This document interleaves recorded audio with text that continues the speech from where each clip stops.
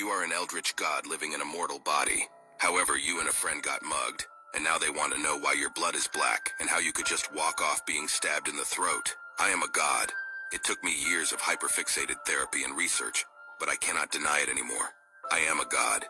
It is hard to imagine when I came to. It is tougher to imagine a time when I hadn't. All of time, growing up in the suburbs, playtime in the streets, running home every time I tore an ankle or elbow before the blood started to run. Fishing in the local creek in the summer, looking up at the bats circling the sky in the faint moonlight and thinking, why am I here?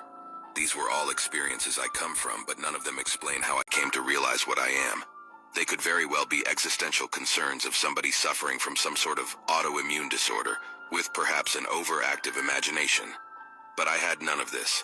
I know this because I was subject to extensive testing by the local biomedical unit, and believe it or not, various international agencies interested in my unique phenoatypical DNA and blood markers. It didn't start all at once, and almost by freak of nature, or maybe, just maybe the world isn't all that bad, a place that most folk will have you believe.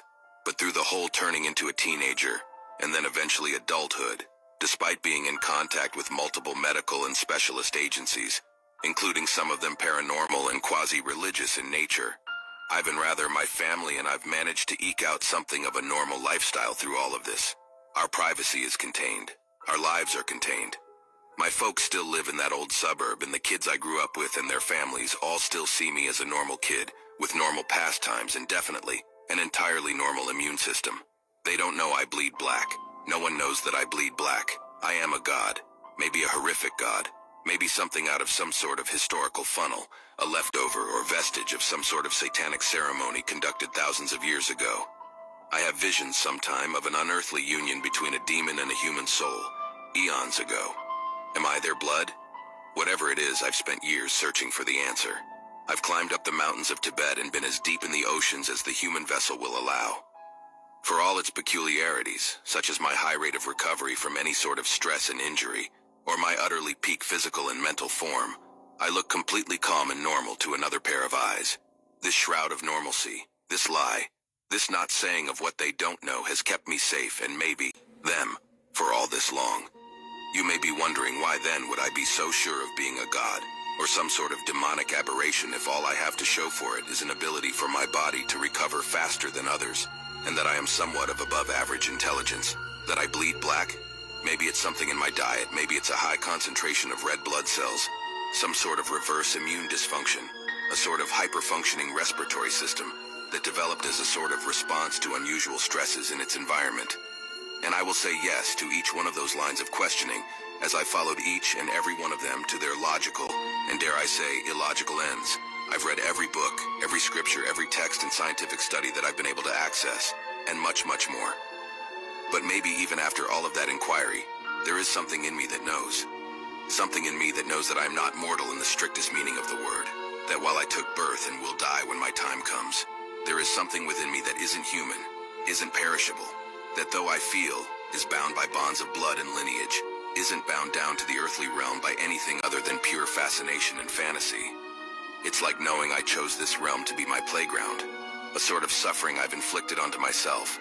A pinprick in the body that bleeds slowly, and as each birth, each drop of black as wet soil darkened by rain blood, falls on this earth, that bond, that fantasy, that pure discretionary foray, becomes more and more bound, more and more real, more and more temporal, lesser spiritual by age, and more material in its contractual manner of acquiescing to the eternal laws of nature, even gods must bow down to.